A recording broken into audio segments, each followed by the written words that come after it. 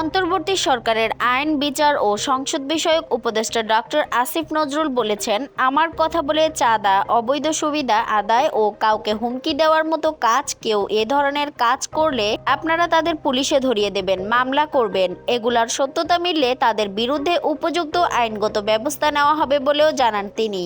উপদেষ্টা বলেন, আমি সরকারে আসার আগে এবং পরে বহু মানুষ আমার সঙ্গে অনুরোধ করে ছবি তুলেছেন। সরকারে আসার আগে বহু প্রোগ্রামে গিয়েছি, অনেকে ছবি তুলেছেন। আমাকে কেউ কেউ জানিয়েছেন এসব ছবি দেখিয়ে কেউ কেউ অবৈধ সুবিধা আদায়ের চেষ্টা করছেন, কেউ কেউ নাকি বিভিন্ন কথা বলে চাঁদা আদায়েরও চেষ্টা করেছেন। এগুলো আমি শুনেছি, সত্য মিথ্যা জানি না। তিনি বলেন, আমি এর তীব্র প্রতিবাদ করছি। যারা এসব কর্মকাণ্ড করেছেন বা করার চেষ্টা করছেন তাদের পুলিশে ধরিয়ে দেবেন। কোনো অবস্থায় আমার কথা বলে কেউ যদি চাঁদা আদায়ের বা অবৈধ সুবিধা আদায়ের চেষ্টা করেন আপনারা তাকে পুলিশে ধরিয়ে দেবেন, মামলা করে দিবেন। মামলার কপি আমার ফেসবুকে পাঠিয়ে দেবেন। অবশ্যই আমি চেষ্টা করব এর বিরুদ্ধে ব্যবস্থা নেওয়ার জন্য।